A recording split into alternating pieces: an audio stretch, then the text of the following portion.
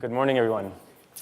My name is David Apple. I'm the VP of Customer Success at Typeform. I'm here with Christina Yergulaki, who's the head of our CSM team. And today we're going to talk about how we built out the customer success team at Typeform, which is a hypergrowth startup. And we're going to go through 3 stages. So I'm going to introduce a little bit about Typeform.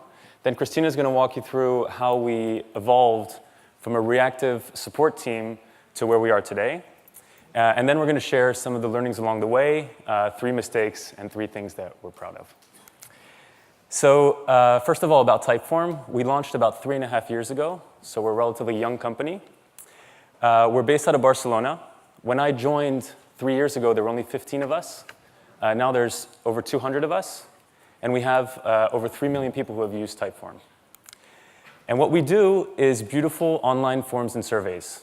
What makes us different from other form and survey providers is that Typeforms are much more conversational, so it gives a better experience to the respondents, and our customers tend to collect 3 to 4 times more data than they would with any other tool. I thought I'd give you an example of what an engaging Typeform could look like. I wonder what you think of who would win that dance-off between Nick and Dan and Christine and me.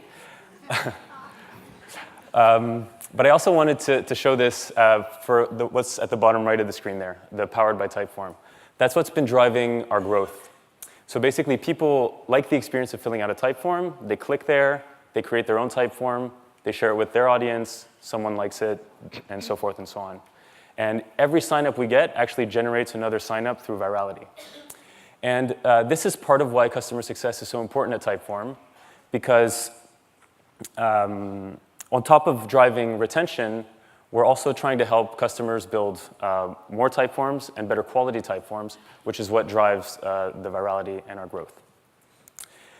A few numbers. Since I joined 3 years ago, our revenue has grown 43x, and our headcount has grown 13x. So that's why we're calling ourselves hypergrowth.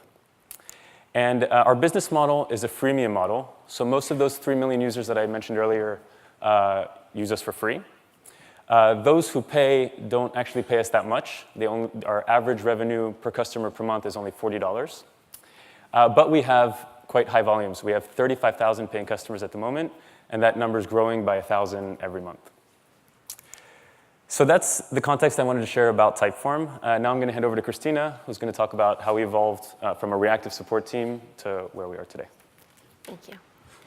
OK, so how did it all begin at Typeform? We have kind of a unique story, because we didn't start with the customer success team. This was actually what our org structure looked like about 3 years ago at Typeform. And as you can see, customer success didn't exist. That was until our CEOs went over to San Francisco and went to a conference, not unlike this one, about customer success. And they were so excited about the idea of customer success and the potential that it had, especially with our case of our viral loop, that they came back and they proposed this. So David Apple was the director of sales at the time. And they went to David and they asked him if he would mind switching from focusing on sales and becoming the director of customer success. Now, what would come with that is leaving the new biz metric behind and taking on retention and net churn. And luckily for us, he accepted. So then we had a customer success team at Typeform, and that's when it was initially born. So we started with support, like most companies, and our support team was answering lots of tickets every day. Each support agent at that time had 400 tickets a month. And what we realized is that each support agent was answering the same the same types of questions over and over and over again. So that's not very efficient, which is why we decided to build our education team. Our education team is responsible for creating and maintaining our help center. Our help center has inspirational use cases, video tutorials, and of course, help center articles.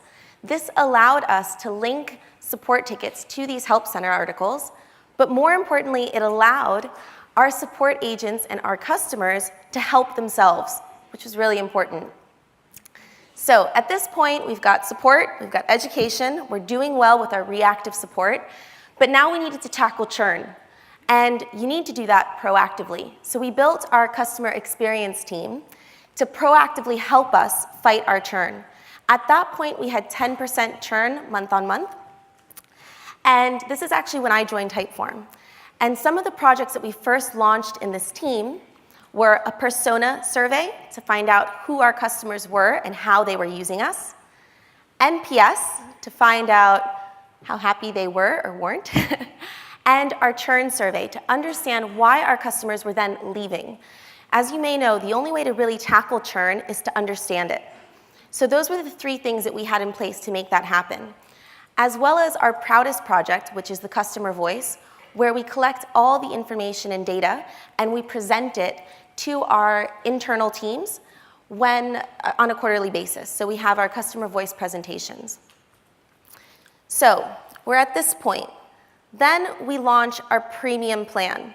Now, as David mentioned, we have a lot of users who don't pay a lot, and we have some users who pay more, and they need to be served differently. So that's when we built our customer success team, and that's the team that I'm responsible for. And we handle one-to-one interactions with our biggest and best customers. Now, I call them our best customers because they use our platform a lot, which means that our team is not just responsible for making sure that we're retaining and expanding them, but we're the eyes and ears of these customers. We find out what they're doing. Sometimes they're ideas we wouldn't have thought of ourselves, and we report that back internally and to our other customers to make sure that everyone is using our product at the best way possible. Now, we're at this point, and as you can see, there's still no sales.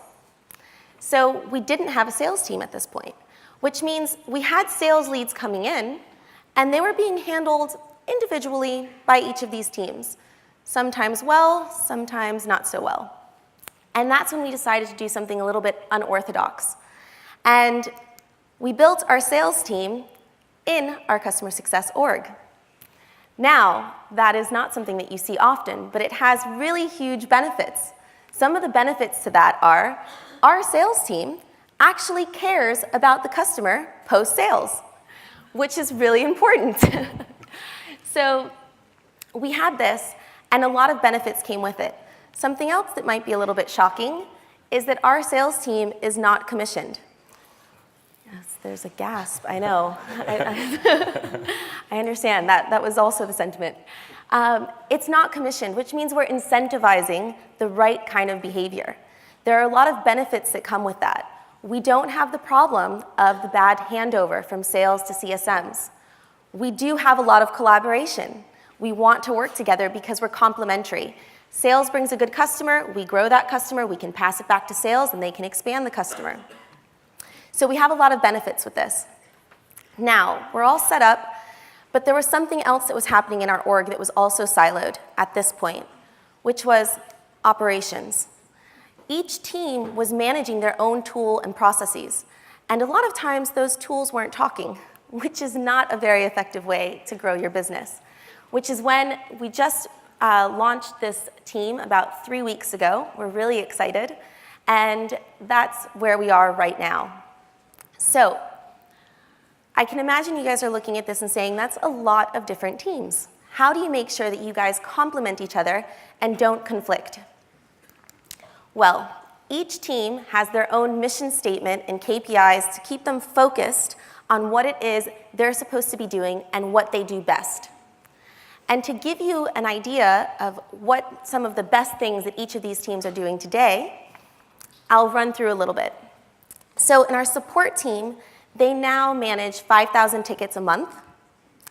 Our education team has 150,000 unique views to the Help Center each month, which less than 1% turn into a support ticket, which has been very helpful for our team. The customer experience team that launches the NPS survey has a score of 56. The customer success management team has negative net MRR churn. Our sales team does not account for a sale unless it is still a paying customer 2 months after the initial sale. And our operations team is still being built, so we're not putting any pressure right now. But a month from now, I'm sure that I'll have a great metric to share for them as well. Now I'm going to pass back to David, who's going to explain how this org structure is not possible to run alone and the changes that we made to make it happen. Thanks. So as Christina said, this org grew progressively. And as it grew, I progressively felt like I was spread thinner and thinner. And when I, at some point, took a step back, I realized that what I was really trying to focus on were three things. One is making sure that our operations are running smoothly and efficiently. The second one is making sure that our team has a clear strategy, that everybody's behind, and that we're all headed in the right direction. And the third one is the leadership responsibilities, which are the bigger projects that are defining the future of Typeform, like our pricing strategy, our product strategy, our expanding internationally, stuff like that. And the truth is that I love doing all three of these things. And the problem was that as our team grew and as our company grew, each of these responsibilities became more and more time-consuming. And it didn't matter how many hours I worked during the week or weekend, I couldn't possibly do all of this. And so basically, I approached our founders at some point and said, hey guys, I'm struggling here. I love doing this. I'm working my ass off, but I can't do all of this. And so we have a problem. How should we solve this? And fortunately for me, the solution that we all agreed to was for me to be promoted from director to VP to create a little bit of extra space in the org to hire some help. And this is the structure that we have today. So you can see that we joined the support and education teams, which are the reactive teams, under a director of customer care. We joined the customer experience and CSM teams, which are our proactive teams, under the director of customer engagement. And we hired a senior member for the ops team. And with these three roles, I'm now able to elevate myself more out of the day-to-day operations with the confidence that these roles are going to help support the team with the help that they need. And I can focus more on the strategy and the leadership. And I wanted to share this for two reasons. One is our org structure is always going to change. This is definitely not our final org structure. Next year, we're going to open an office in the US. That'll probably change this. And as we grow, there's going to be a lot of other changes. And the other thing is I wanted to share that I'm not the only one, I think, that's felt this way of feeling overwhelmed, especially in these hyper-growth companies. I have some friends at Prezi and Intercom that have shared similar stories. And it's basically to hopefully encourage you to speak up when you're feeling this way, because you're not doing anybody any favors if you're trying to tackle too much. And hopefully, it'll end up in a promotion. So that's the story of Typeform from support to where we are today. Now I'm going to start by sharing three of the many mistakes that we made along the way. The first mistake I wanted to share is an operational mistake around hiring. Especially at the beginning, I hired too slowly. And the reason I hired slowly was because I was reactive. I waited for members of the support team to say, hey, we're swamped, or members of the CSM team to say, we can't handle this anymore. And by the time they raise their hand, it's already too late, because they're already swamped. And by the time we post a job, interview people, make an offer, agree on a start date, onboard someone, 3 or 4 months can go by, and the team is just overwhelmed during that whole time. And at our pace of growth, after those 3 or 4 months, we're already behind again, and we need to hire somebody else. So we were always playing catch up. And what we've done since is we've created a model that forecasts, based on our revenue growth, how big our team should be. And that way we can hire a little bit earlier, so that when the team actually needs somebody, we have somebody ready in place. The second mistake I wanted to share is around focus. And the problem with focus is that I come to conferences like this, and I'm so inspired by what I hear, what everybody shares, that I want to come home and literally implement everything. And hopefully you all feel the same way. And of course, we can't possibly do everything, but it didn't prevent us from trying. And by trying to do everything, we spread ourselves way too thin. And when you're trying to do everything, you end up not doing anything particularly well. So when we realized this, we decided to focus on doing less things. Less is more, and that's our lesson there. The last mistake I wanted to share today, which is more like the leadership level, is around churn. As Christina said, when I took over customer success, the founders asked me to own our churn metric. And I was really excited about that because churn is a really important number for us to own. And as Christina also said, our churn number was really high. It was 10% per month. But what ended up happening is me owning churn, I think, did us more harm than good. Because basically, the perception in the rest of the company was, OK, customer success is going to own churn. We don't have to worry about that. We'll focus on something else. And when we had a project that we wanted to do in collaboration with marketing or product, we would say, hey, can you prioritize this in your backlog? And the response was, churn is not really at the top of our agenda. We're not going to be able to prioritize this. So I realized that if I want to improve churn, I should relinquish the ownership of churn and make it more of a company metric so that every team feels ownership of churn and every team understands the impact that they have on churn so that we can all work together in reducing it. And my role, rather than being the owner, is now the champion. So I'm still the guy who goes through our cohort analyses and who digs into data and understands the customer feedback to try to identify opportunities to improve churn. But then my role is to influence the whole company, including my own team, to try to tackle it together. So just to summarize those 3 mistakes, I would recommend trying to hire faster, to focus on doing less things, and to not be the owner of churn, but rather the champion of churn. And on that note, I'm going to hand over to Christina, who's going to share a few of the things that we're proud of. Thank you. So, as David mentioned, we did a lot of things wrong or not well, but we did do some things that we're really proud of, and I am lucky enough to get to share those. So the first thing is networking. Now, as you may imagine from being at this conference, customer success is somewhat a new thing. And when we built our customer success team 3 years ago in Barcelona, it was non-existent. You could not find a title on LinkedIn that said customer success manager. So we were basically a team of newbies creating a customer success team. So how did we make up for that? We went out and talked to everybody that we possibly could. And we found out information. We found out what they were doing well, what they were doing wrong. We were able to share best practices. We created a Slack channel where we could talk about tooling, resources, anything that came up. And we were able to really gather this information. And what it also helped us do was build credibility within our own company. So when we went to our CEOs and we asked to prioritize the customer success platform tool that we needed to be able to scale our CSM team, we went in there with information saying, hey, I spoke to Trello, I spoke to Intercom, I spoke to Prezi. They're all doing this, and this is how they're doing it. And this is how it's going to get us to the next level. That is really important if you don't know this information. So bring that to the table. And that was something that really helped us when we went to look at networking.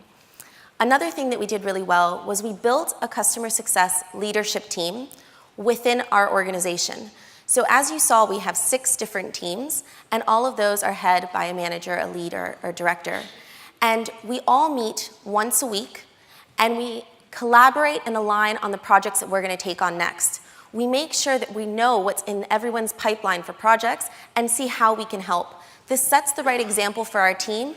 It also helps us. And in a hyper-growth startup, it's not only the VP who's stressed out and spread thin, it's everyone. So here we were able to support each other and talk about the problems that we were facing and challenges and tackle them together. So this was really monumental for our growth. And the last thing that we did really well was our culture. Typeform is not a business that just prioritizes business metrics. We also prioritize team happiness. And this is something that doesn't necessarily happen on its own. Sometimes you have to put effort and energy and time. And that's what we do. We make sure that we make the time for our team to have team activities. We make sure we're listening to our team. We make sure that we really cultivate a culture of empathy, not just to our customers, but also internally to our employees, which makes Typeform a really great place to work at. And so, in summary, the things that we feel we did really well was network, talk, figure things out, share battle stories, whatever it is. We did our CS leadership team. If you don't already have one, make one. And putting culture first. I want to thank everyone for coming and listening to us talk. We'll be around for the rest of the day if you have any questions, and thanks. Big click to the right.